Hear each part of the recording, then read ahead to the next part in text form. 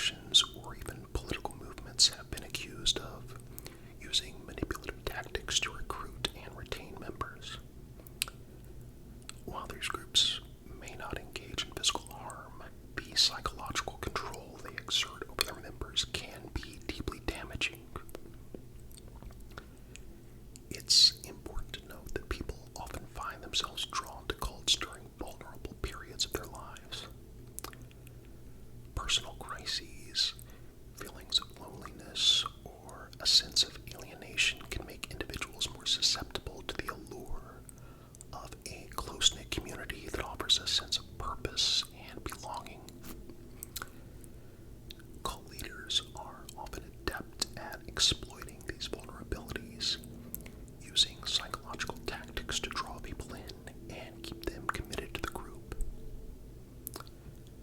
One common tactic used by cult leaders is love bombing, where new recruits are showered with affection, attention, and praise. This creates a powerful sense of euphoria and belonging, making the individual feel valued and important. However, this initial warmth and acceptance are often conditional, as the recruit is gradually expected to conform to the group's beliefs and behaviors. As members become more deeply involved in the cult, leaders may employ various methods of control, such as isolating them from family and friends, depriving them of sleep, and manipulating information to create a distorted reality.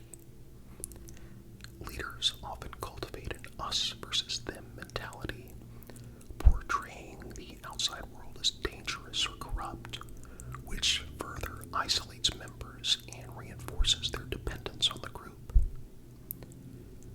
When it comes to supporting those who manage to escape from cults, it's essential to approach the situation with empathy and understanding.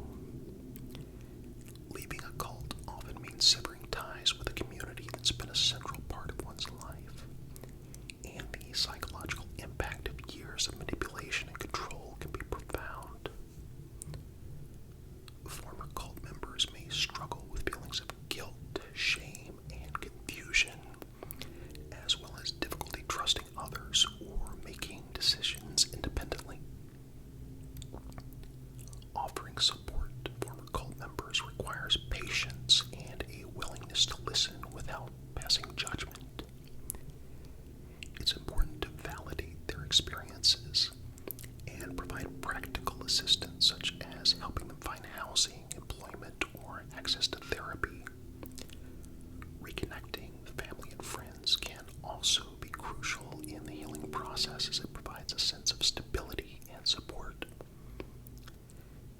In addition to the well-known cults that have made headlines, it's important to recognize that cult-like behaviors can manifest in many different contexts, including groups that don't engage in physical harm, as I mentioned. For example, some states in the U.S. still have laws in the books that prohibit atheists from holding public office.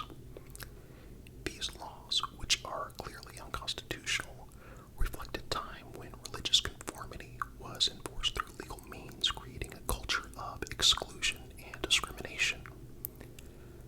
While these laws are rarely enforced today, they serve as a reminder of how society can use legal and social pressures to marginalize those who don't conform to dominant beliefs. So as we reflect on the phenomenon of cults, it's important to recognize that these groups often exploit the very human need for connection, purpose, and meaning. While the term cult may conjure images of dangerous and violent groups, the reality is that cult-like behaviors can manifest in many different contexts, and they often thrive on the vulnerabilities of their members. By understanding the tactics used by cult leaders, we can better protect ourselves and others from falling into their traps. And by offering support to those who escape, we can help them to reclaim their lives and find their way back to a healthier and more fulfilling path. So, please let me know what other topics you'd like to see me cover on this channel. I'd love to hear from you. Until next time.